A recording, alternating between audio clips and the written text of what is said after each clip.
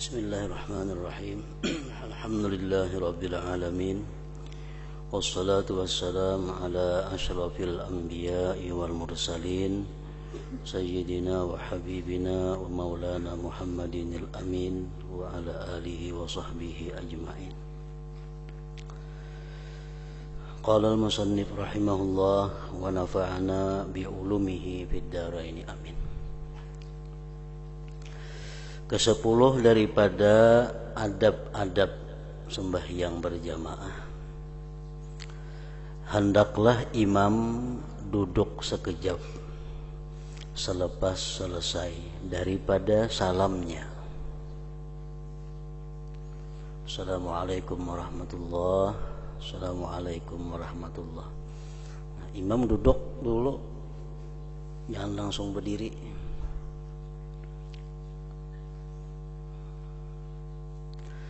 Dan hendaklah ia berhadap kepada para makmum dengan mukanya.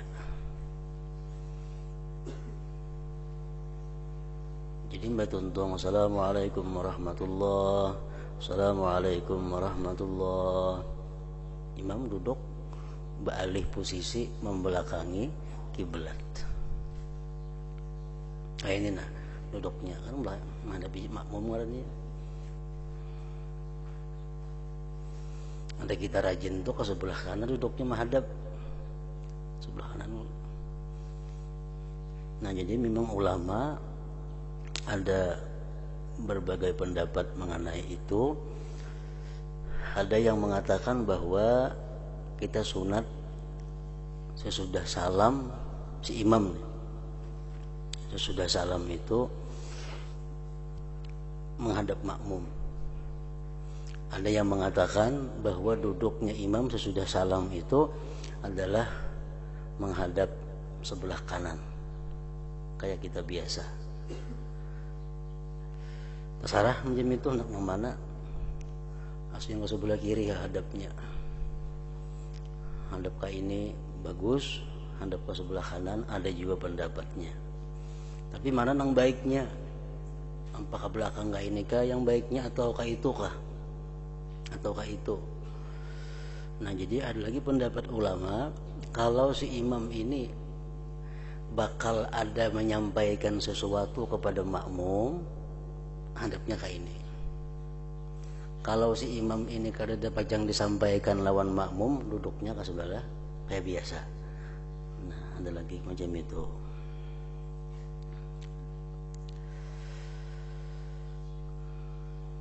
Dan jangan ia menoleh ke kiri dan ke kanan. Jadi si imam tadi begitu berpaling, duduk menghadap makmum, membelakangi kiblat, jangan menoleh ke kiri ke kanan, nambah bacaan kayak itu. Kayak orang ceramah lain pula. Dan jangan ia menoleh ke kiri dan ke kanan. Dan jikalau ada jamaah, nah jadi jangan aneh, jangan heran kalau ada imam yang macam itu. Misalnya assalamualaikum warahmatullahi, assalamualaikum warahmatullahi, langsung balik menghadap makmum. Jangan heran, memang ada pendapat macam itu. Jangan aneh. Dan jikalau ada jamaah perempuan di kalangan makmum, dan jikalau ada jamaah perempuan di kalangan makmum itu, maka hendaklah mereka bangkit lebih awal. Nah, jadi kalau di masjid atau langgar itu jamaahnya laki-laki dan bini-bini, jamaah bini-bini itu begitu salam imam langsung bubar. Jangan hendak berwirid, jangan hendak sembahyang ba'diyah. Begitu imam salam, jamaah perempuan bubar berdahulu. Kayak itu. Jangan berlambat binian. Dan jikalau ada jamaah perempuan di kalangan makmum itu, maka hendaklah mereka bangkit lebih awal.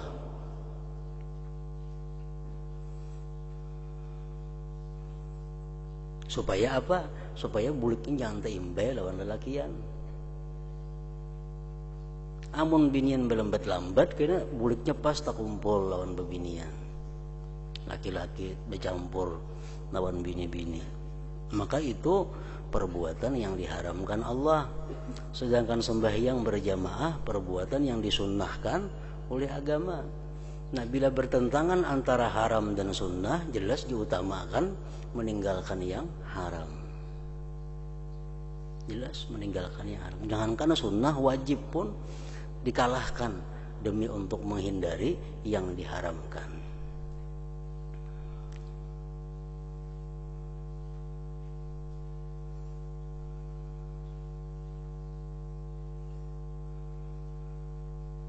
Misalnya bertentangan dua perbuatan, kalau digawi ini satu kewajiban, dilaksanakan satu kewajiban, tapi yang haram tagawi,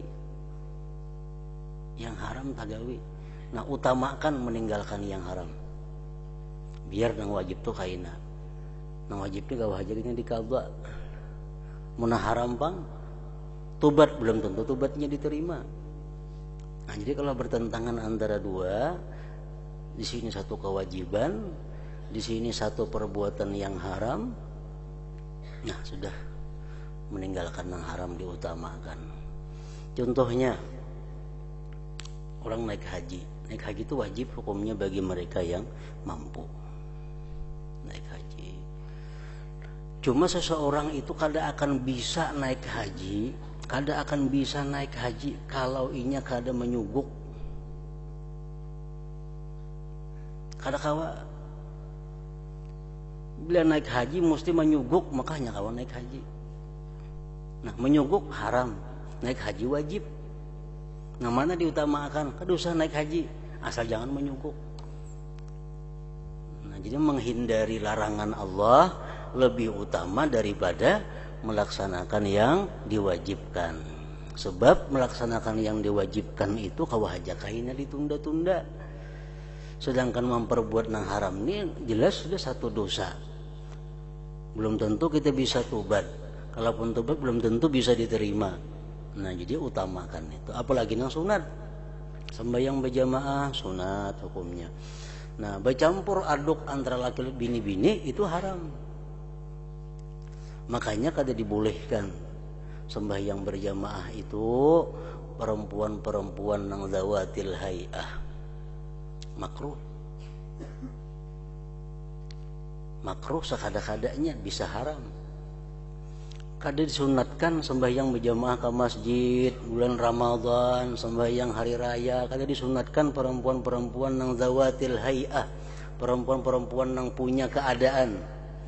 Artinya perempuan-perempuan nang masih muda, perempuan-perempuan nang kada bersuami, termasuk di dalamnya. Jadi yang disunatkan berjamaah itu tarawih berjamaah, sembahyang subuh berjamaah, belum puasa atau kada belum puasa, yang disunatkan itu bagi perempuan yang sudah nini-nini, yang sudah tua-tua. Amun nang gadis-gadis, janda-janda muda di rumah aja sembahyang itu, kada usah ke masjid. Nah, itu hukum. Kita ini paling nang tuha kulir ke masjid, nah anom katuju ke masjid. Dibalik macam itu.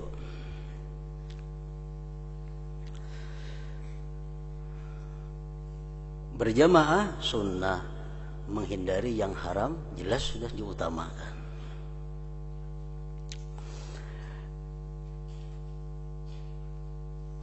Dan jikalau ada jamaah perempuan di kalangan makmum itu, maka hendaklah mereka bangkit lebih awal, dan hendaklah jangan ada di kalangan para makmum lelaki itu orang yang bangkit meninggalkan tempat duduknya sebelum imam bangkit daripada tempat duduknya.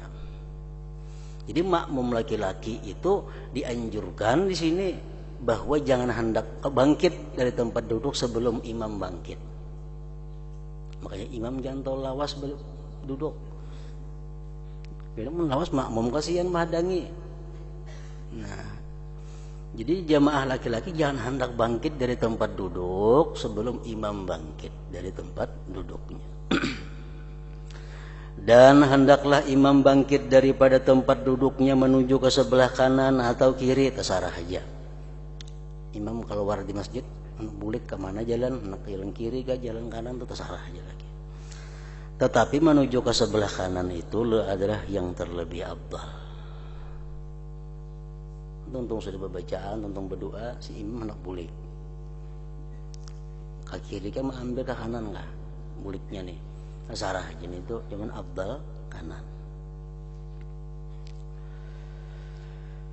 Yang ke-11, janganlah imam mengkhususkan dirinya ketika membaca kunut dalam sembahyang subuh. Nah, ini makruh kalau imam itu mengkhususkan diri dalam doa sembahyang kunut, dalam kunut itu makruh. Kenapa maka makruh? Seorang jadi imam, orang maka mengaminakan. Yang didoa untuk seorangan aja. Lain berdoa duduk antara dua sujud itu kada jadi masalah. Rabbighfirli itu seorangan aja tuh. Warhamni seorangan karena masing-masing baca. Doa habis tasyahud, Allahumma ghfirli ma qaddamtu wa itu sorangan juga. Kalau wa ma akhartu itu kan jadi masalah imam mengkhususkan diri karena makmum masing-masing membaca. Nah, lain hal kalau kunut makmum tugas mengaminakan. Amun imam saurangan berdoa, nah itu yang makruh. Janganlah imam mengkhususkan dirinya ketika membaca kunut di dalam sembahyang subuh. Maka hendaklah ia berdoa dengan lafaz Allahumma hdina fi man hadait wa afina fi man afait wa tawallana fi man tawallait wa barik lana fi ma atait wa qina syarra ma qadait. Nah, itu jamaah semuaan. Allahumma hdina wa'afina wa tawallana wa barik lana wa qina. Nah, mengkhususkan diri macam apa? Allahumma hdini wa'afini wa tawallani wa barik li wa qini. Nah, amun imam kayak itu makruh. Karena berdoa segan sorangan aja.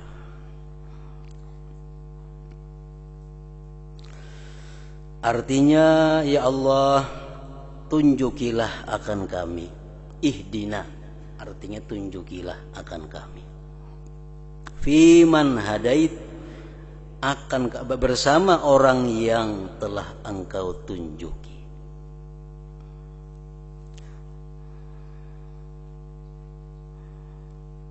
Fiman hadait artinya bersama orang yang telah engkau tunjuki. Dan afiatkanlah kami bersama orang yang telah engkau afiatkan. Wa afina biman afait. Dan afiatkanlah kami bersama orang yang telah engkau afiatkan. Apa arti afiat itu? Afiat itu satu kalimat yang mencakup banyak arti. Sihat jasmani, sihat rohani, sihat hati, sihat akal, harta, kada dapat musibah, anak, istri, suami, kada dapat bala bencana, afiat. Makanya Rasulullah bersabda, pas'alullahal afiyah. Jadi Nabi kalau lagi berdoa lawan Tuhan, hendak ringkas saja, cukup minta afiyah. Cukup sebuting minta afiyah. Bila sudah diberi Tuhan afiyah, itu kita awak sihat untuk beribadah, akal kita sihat untuk berpikir yang baik, hati kita sihat untuk ma'rifat, harta kita selamat daripada segala macam bala bencana, anak bini selamat. Nah, apalagi yang kurang. Nah, kalau kita minta lawan Tuhan, Allahumma inni as'alukal afiyah, mencakup sudah semua yang kita perlukan. Wa'afina fiman afait, dan Engkau afiatkanlah kami bersama orang yang telah Engkau afiatkan. Wa tawallana fiman tawallait, dan pimpinlah kami bersama orang yang telah Engkau pimpin. Paling nyaman sudah kita hidup dipimpin oleh orang yang dipimpin Allah. Yang bahaya kalau kita hidup dipimpin oleh orang yang tidak dipimpin oleh Allah. Kita bisi abah kita dipimpin Allah, nyaman kita. Kita bisi guru kita dipimpin Allah, nyaman kita. Seorang istri bisi lakinya dipimpin Allah, nyaman. Dimanapun kita hidup, kita hendak berada di bawah pemimpin yang dipimpin Allah. Doa kunut itu luar biasa doanya. Wa tawallana biman tawallai. Umum kalau kita berbuat di motor, termasuk nih, kita berbuat di motor, jadikanlah supir motor itu supir yang dipimpin oleh Allah. Kalau kita berbuat di kapal, jadikanlah pengemudi kapal orang yang dipimpin Allah. Kalau kita naik pesawat, jadikanlah pilot yang dipimpin oleh Allah. Dimanapun kita berada, kita di bawah pimpinan orang yang dipimpin oleh Allah. Bukan main nyamannya, orang pimpin Allah itu betah susah. Orang dipimpin Allah kada betah salah jalan. Untung orang yang hidup di bawah pimpinan yang pimpinan itu dipimpin oleh Allah. Bahaya kalau kita hidup berpemimpin, pemimpin itu di bawah bimbingan selain Allah. Dan pimpinlah kami bersama orang yang telah Engkau pimpin, dan berkatilah bagi kami pada segala sesuatu yang telah Engkau berikan. Wa barik lana fima a'tait, dan berkatilah bagi kami pada segala sesuatu yang telah Engkau berikan. Barakah itu apa artinya? Mengambil berkah ya. Kayak apa garang mengambil berkah itu? Minta berkah, mudahan berberkah. Nah, apa arti berkah? Nah, berkah itu pada dasarnya asalnya artinya adalah ziyadatul khair. Barakah ziyadatul khair, pertambahan kebaikan. Itu arti barakah secara lugat. Ziyadatul khair, pertambahan kebaikan. Tapi yang lebih penting daripada itu, pengertian berkah tadi apa? Segala sesuatu yang diberikan Allah kepada kita itu membawa kepada kebaikan, membawa kepada manfaat sesudah mati. Segala yang diberikan Allah kepada kita itu kadang membuat kita jadi dosa. Segala yang diberikan Allah kepada kita itu merupakan sesuatu yang menunjang untuk ketaatan kepada Allah. Duit yang berberkah, duit yang kada akan digunakan untuk maksiat. Baik si anak yang berberkah, anak yang selalu menjadikan kita bekal di akhirat.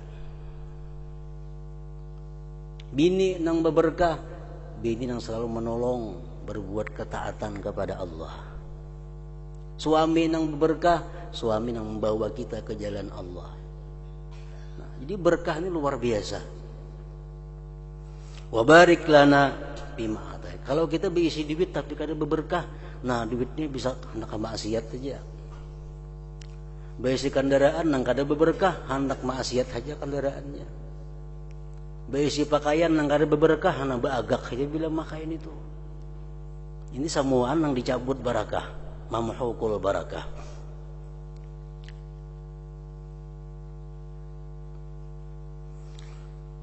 Dan berkatilah bagi kami pada segala sesuatu yang telah Engkau berikan.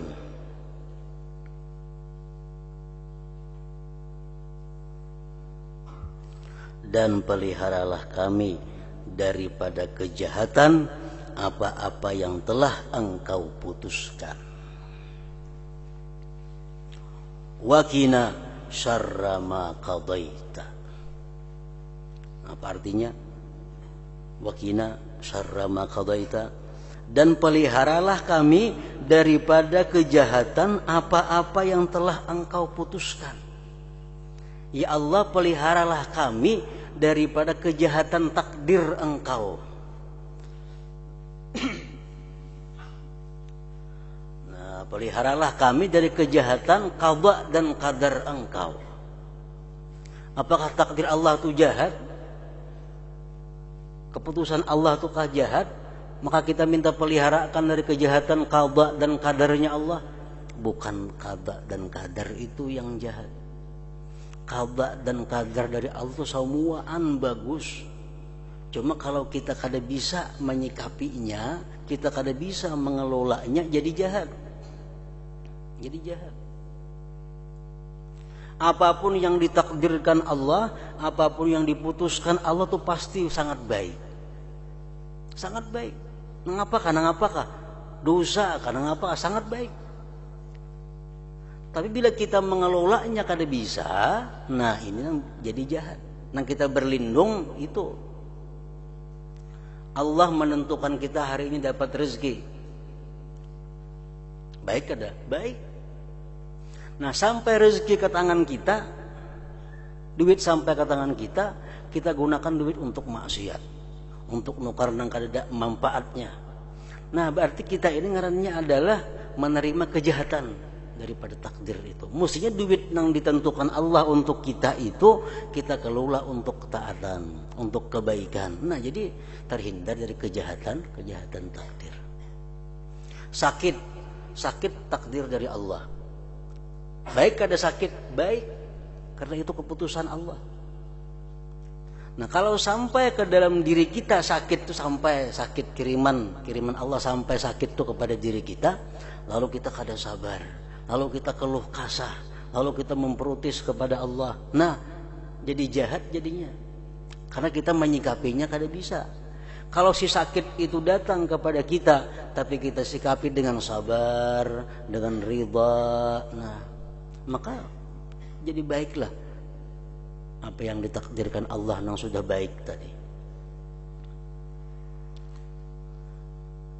Apalagi maksiat, Allah menakdirkan kita hari ini maksiat, baik. Keputusan Tuhan kada ada yang kada baik, selalu baik. Allah menakdirkan kita hari ini maksiat, itu baik.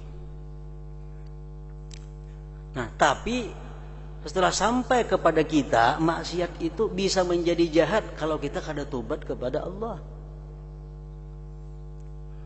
Nah mestinya maksiat yang datang kepada kita itu kita ulah jadi tobat. Nah kita ulah jadi tobat, akhirnya maksiat itu tetap baik. Keputusan Allah maksiat itu sudah baik. Tapi kalau kita sampai kepada kita kada bertobat, nah ini syarra ma qadait ngarannya, kejahatan yang engkau tentukan.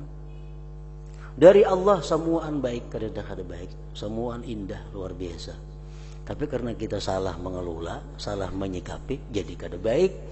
Nah itu yang kita berlindung. Waqina syarra ma qadaita.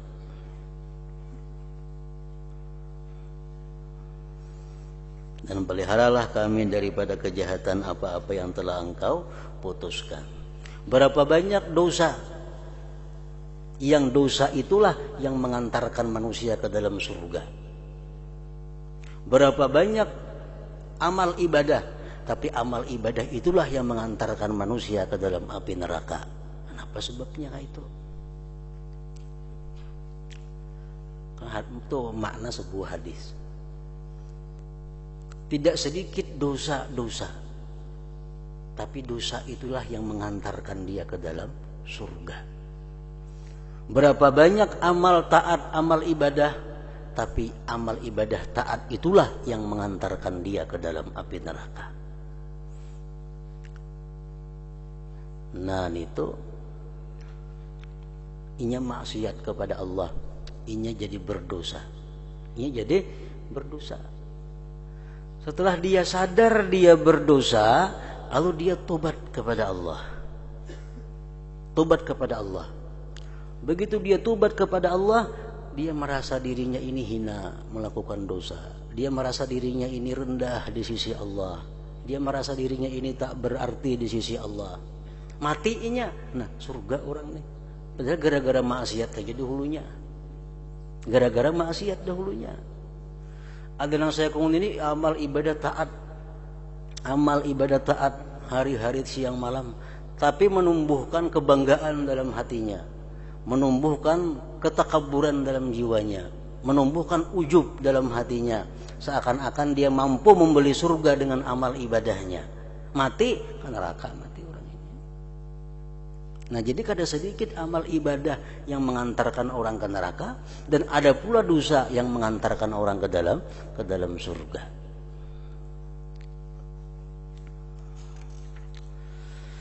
Dan hendaklah imam meninggikan suaranya dengan kunut. Nyaringi artinya bakunut itu imam, pengen di belakang mendengar. Dan para makmum hendaklah mengaminkannya di belakang. Allahumma hdina fi man hadait, amin, di belakang.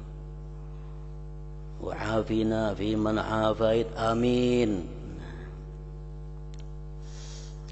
Dan mereka janganlah mengangkat tangan ketika berkunut.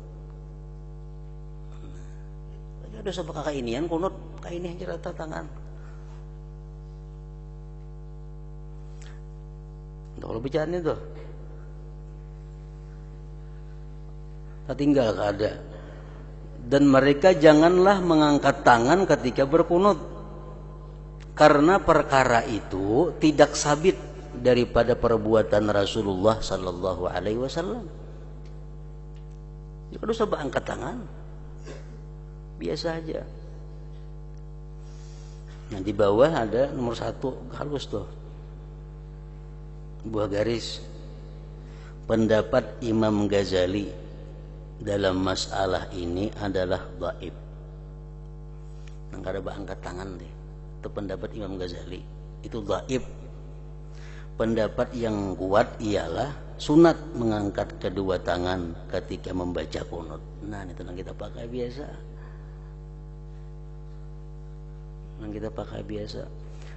Amunnya kada mengangkat tangan pan kada jadi masalah. Pemnya subuh melandau, pernah angkat tangan tahun orang pernah kada bakunut, kada sebab angkatan tangan. Mangkada subuh di masjid. Nah, bakunut supan pada subuh melandau, jadi kada sebab angkatan tangan nah. Mula kada bakunut ni kisahnya.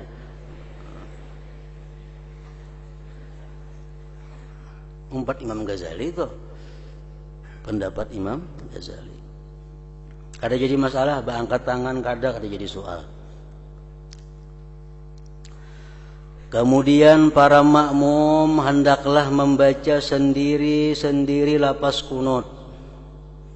Nah, mulai perkataan fa innaka taqdi wa la yuqda alaik sampai ke akhir lapas kunut. Nah, di sini sampai walhamdulillahirabbil alamin. Makmum sendiri-sendiri aja lagi. Nah, sedangkan di bawah ada nomor 2 tuh. Nomor 2. Dan pendapat yang lebih kuat mengatakan bahwa imam kembali meninggikan suaranya ketika mengucapkan salawat di akhir kunut. Nah, dan makmum mengaminkannya. Itu yang kita pakai sehari-hari. Kalau Imam Ghazali mulai fa innaka taqdi masing-masing aja lagi sampai habis. Nah, pendapat yang lain begitu imam masuk pada membaca sallallahu itu sama-sama lawan makmum. Sama-sama. Apa? Makmum mengaminkan aja lagi. Imam aja sorangan membaca. Itu pendapat yang selain Imam Ghazali.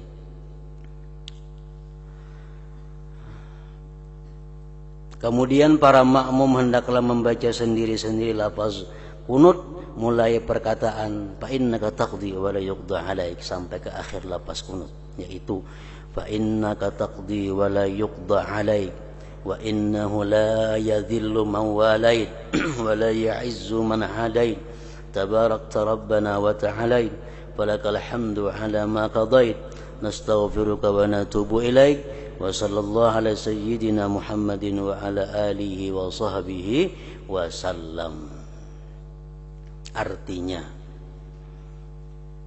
Artinya penting diketahui, artinya penting dihafal, artinya perlu mengkada tahu arti kina ngalih. Fa innaka taqdi wa la yuqda 'alaik. Artinya apa?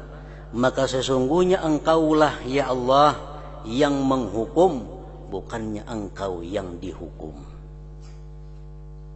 Maksudnya engkaulah ya Allah yang memutuskan segala sesuatu, bukanlah engkau orang yang diputuskan.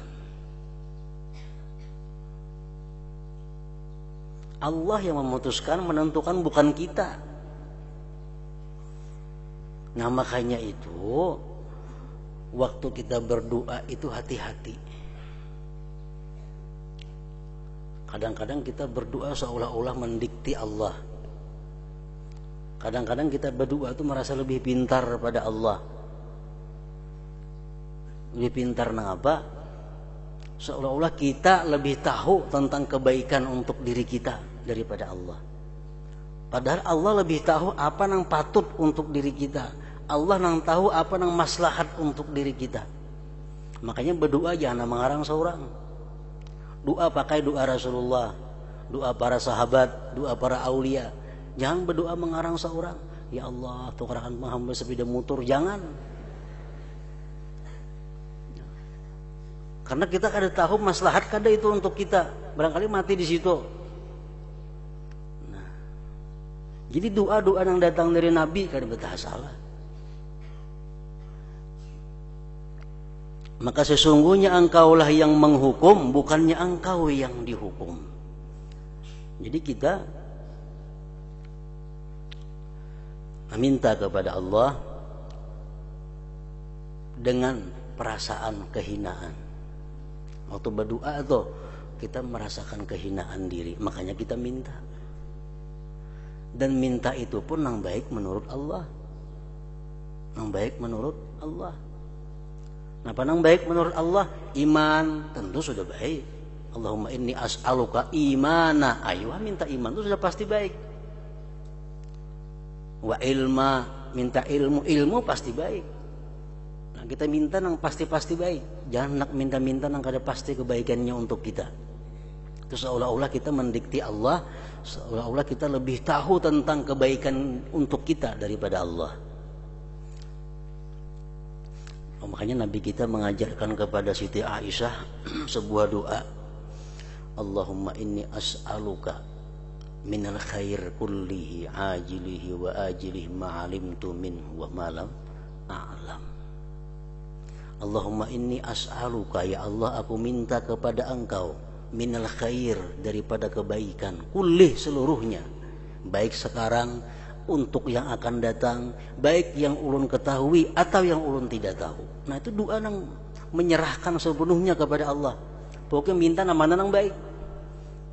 Allahumma inni as'aluka minal khair kullih ajilihi wa ajilihi ma'alimtu minhu wa malam a'lam. Itu ada betah salah doa itu.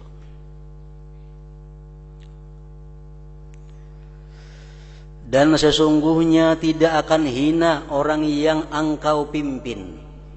Makanya tadi wa tawallana fi man tawallait, pimpinlah kami ya Allah di bawah pimpinan orang yang kau pimpin.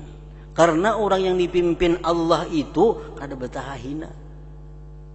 Orang yang dipimpin Allah kada bakalan celaka. Wa innahu la yadhillu man walait, dan sesungguhnya tidak akan hina orang yang engkau pimpin.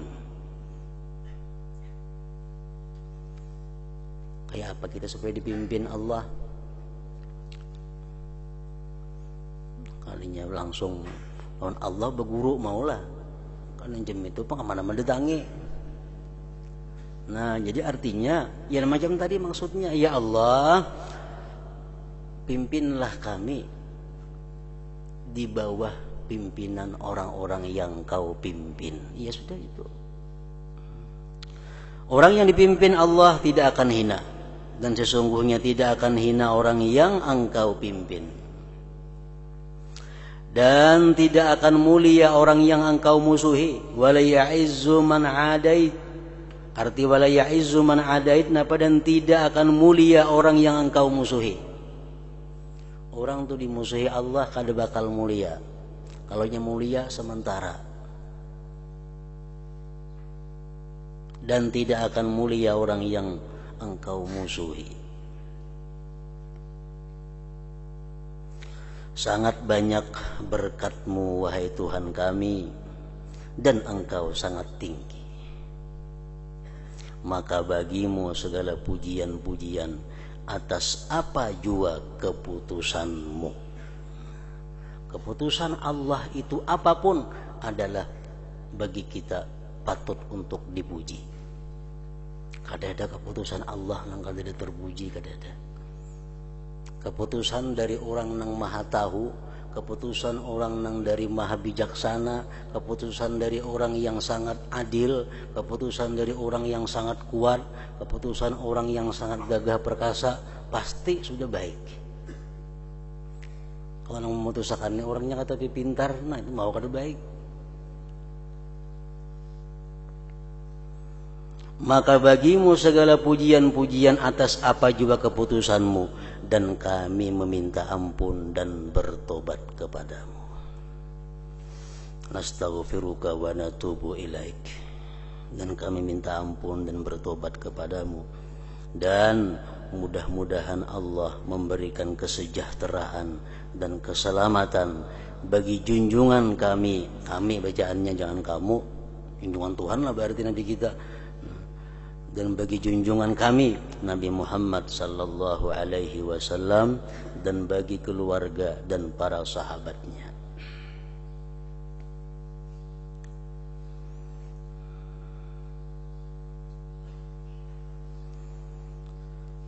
Ke-12 daripada adab sembahyang berjamaah, janganlah makmum berdiri sendirian di belakang saf.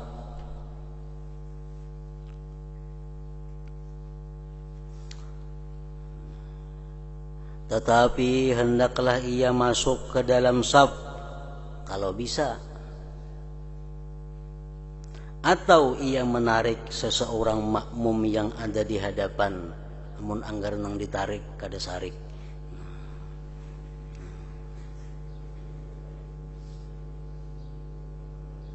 Jadi kalau kita datang ke masjid, datang ke langgar, ke musalla, saf pas sudah perang pas, saf itu rata.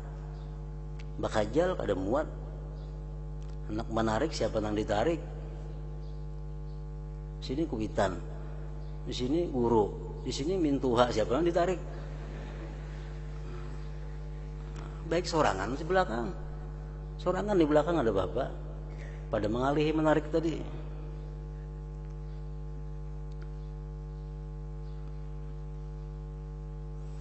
Untuk bersama dengannya pada saf yang baru.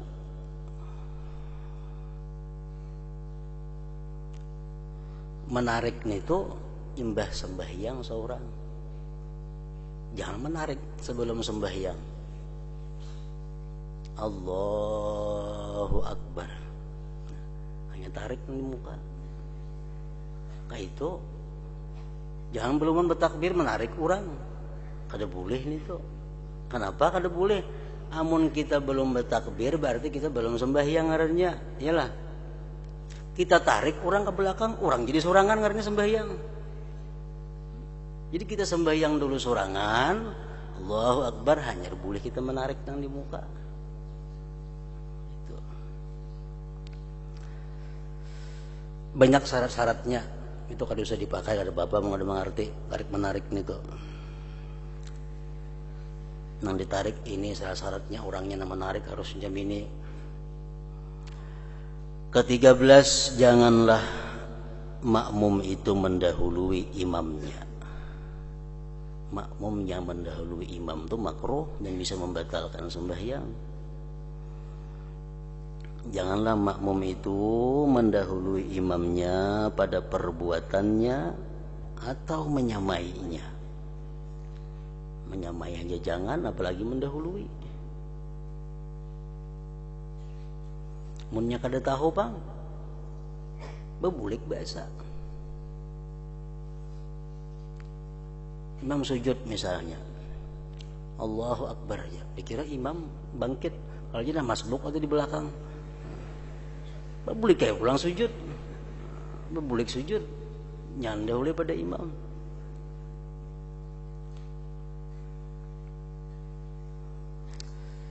Bahkan hendaklah ia terkemudian daripada imamnya, maka janganlah makmum ruku' sebelum imam sampai kepada had ruku', batas ruku'. Jadi imam itu sudah tamakkun, Allahu Akbar, ruku' sudah imam, hanya kita mulai bergerak ruku'. Dan jangan makmum turun sujud sebelum dahi imam tercecak di atas lantai. Nah, jangan hendak sujud, yang hendak bergerak daripada i'tidal sebelum kita melihat bahwa imam itu dahi sidin sudah di pasahapan. Kalau dahi sidin sudah di pasahapan, hanya Allahu Akbar kita sujud. Nah, itu artinya terkemudian daripada imam. Nah, yang ke-13 adab-adab hari Jumat pula.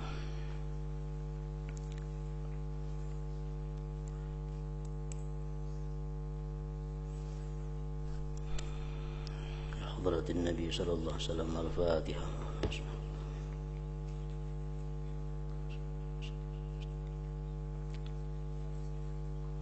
Bismillahirrahmanirrahim. Alhamdulillah rabbil alamin, wa sallallahu wa sallim ala sayyidina Muhammad wa alihi wa sahbihi ajma'in.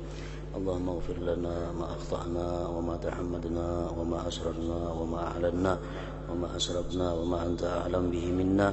Antal muqaddimu wa antal muakhir, la ilaha illa anta. Allahumma anfa'na bima 'allamtana wa 'allimna ma yanfa'una wa zidna fahman wa ilman wa 'amalan wa hudan wa tawfiqan bi rahmatika ya arhamar rahimin.